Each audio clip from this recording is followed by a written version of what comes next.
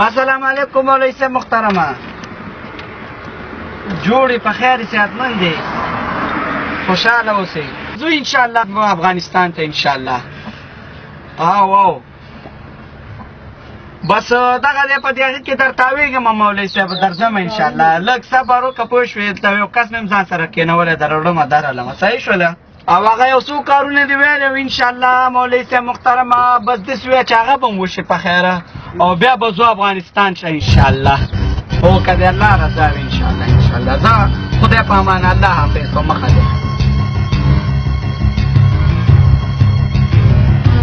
بایجان نو تاویږي ولې، خو په د مخامخ لاره باندې لاړ شه که نه. قربان وروره هغه لاره خرابه ده، په دغه لاره باندې ورځو، صحیح ده که نه؟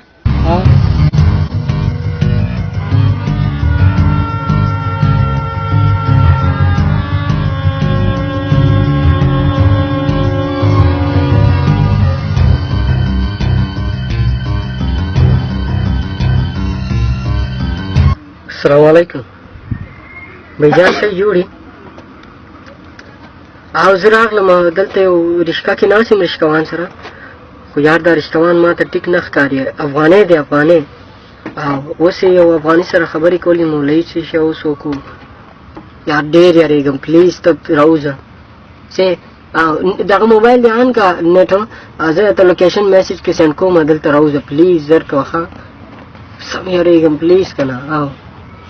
او رشقه ده، زیاده رشقه ده ښه. زه راځم.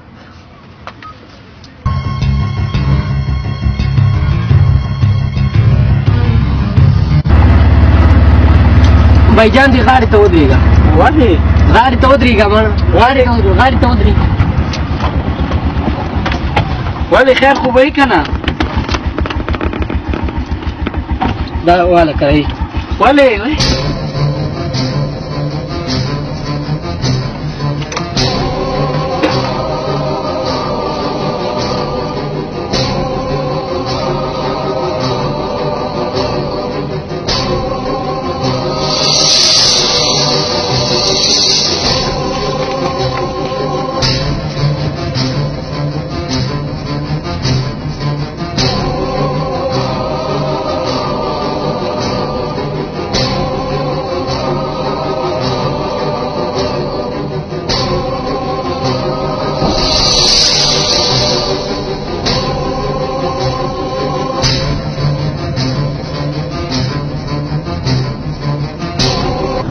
خجی دا د جنت ټیکداران تاسو یا چې پردي بچي وتښتوئ او بیا پې ټاپه ولګوئ چې ته به جنت ته ځې، ته به جهنم ته ځې.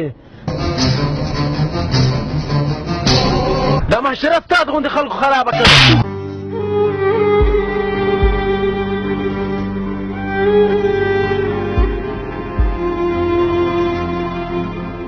وروره اول خو دې دا موبایل واخله، د ورورجان نه موبایل پاتې و، هغه مې ورته راوړو. او سړک خبره چې وه هغلته هغه سړک خراب و، ځکه مې په دې بل سړک باندې راوستلو. او بله خبره ده، تا چې کومه څپېړه ما ته راکړه، په دې باندې تا خپل ټول انسانیت د منځه ویوړو. او بیا دا م واوره، هر افغان هر پښتون دهشتګرد نشي کېدی.